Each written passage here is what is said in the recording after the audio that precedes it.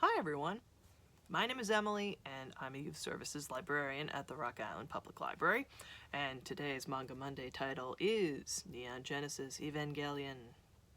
And this is our last title for this year. I'll be back in January, but in 2025 this title will be celebrating its 30th anniversary, because that's when the anime started, or when it began and concluded, I suppose.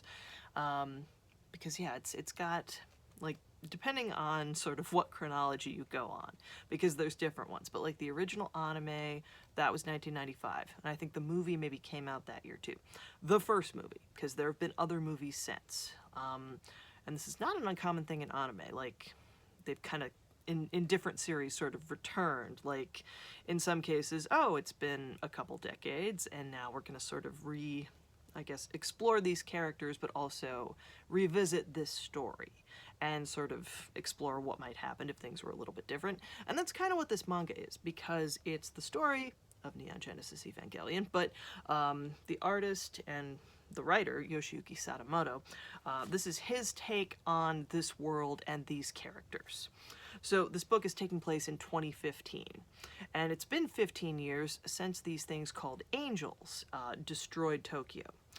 So now Tokyo 3 is the city. They actually, after previous angel attacks, built what we see at the end of this book, which is a city that they can descend, and the whole idea is it's built to withstand siege by these things called angels.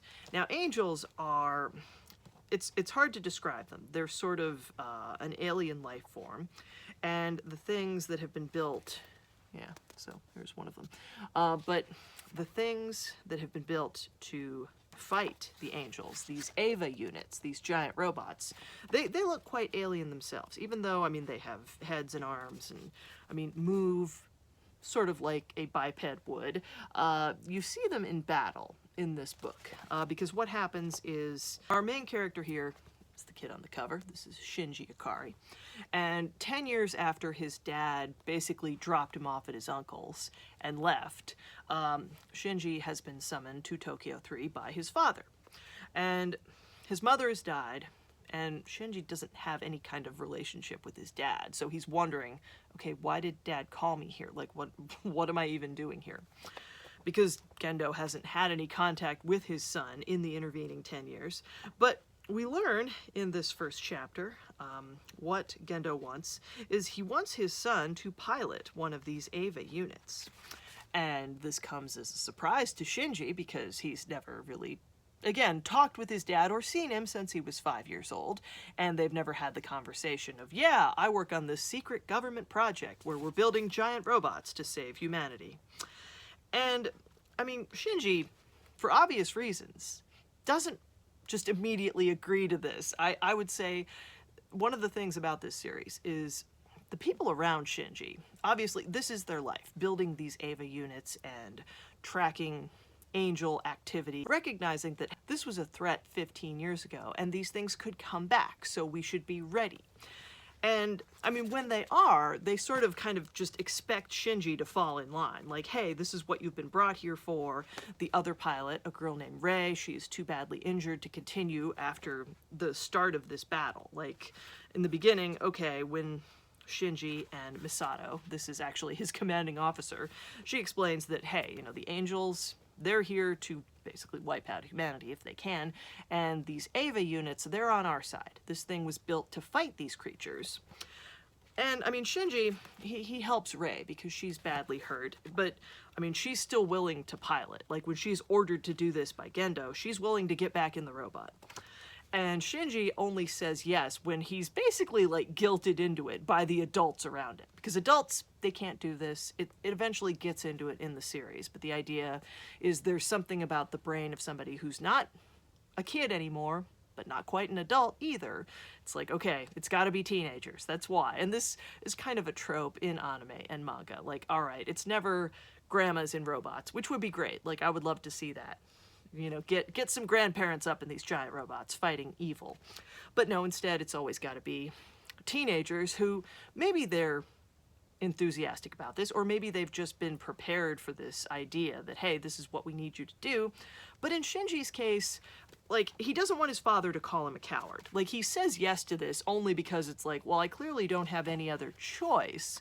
But his objections, like, they're kind of framed as like, oh, you know, don't you care about this other person? Like, Rei's gonna have to get back in her robot if you don't get in this other robot. And it's like, for Shinji, he just got to town. He wasn't warned about this. Like, he's had very little time to process all this, but it's like, oh, okay, I guess I'll get in this giant robot and fight this angel. And he does. And it works out in the sense that, okay, he survives. Like, he wakes up in the hospital, but he's not badly hurt. He's a little bruised, but okay, otherwise fine. But when this happens, I mean, after the fact, after this encounter, this first battle, I mean, Shinji's father, Gendo, doesn't even speak to him.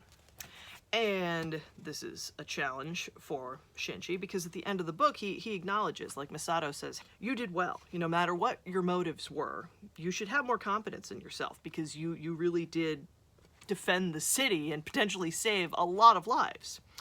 And Shinji's whole thing at this point, like, he's kind of emotional, because it's like, Masato, I just wanted my dad to say that to me, but he didn't. He hasn't even acknowledged me since I was able to pilot this robot. Like, all right, fine, everybody seems to be pretty excited about that, but now what? Like, what does the future look like going forward? Because obviously more of these things could appear, and they do. And in the course of this series, we meet other teens who have to pilot other robots because these threats become more and more serious. But for Shinji, I mean, the question is obviously, okay, I've done this thing, I've done what my dad wanted me to do, but it doesn't seem like we're ever going to have any kind of relationship outside of this, outside of what has become a job for me, a very strange part-time gig. Because for a lot of the series, I mean, Shinji does go to school, so does Rei, one of the other pilots, and eventually they meet other characters who basically get drafted by this secret organization to pilot these robots.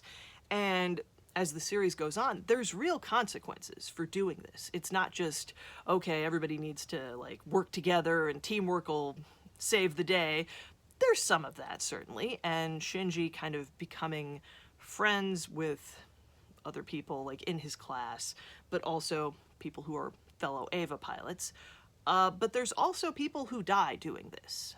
There's famously, like, one character who, his first time in an Eva, he doesn't make it out.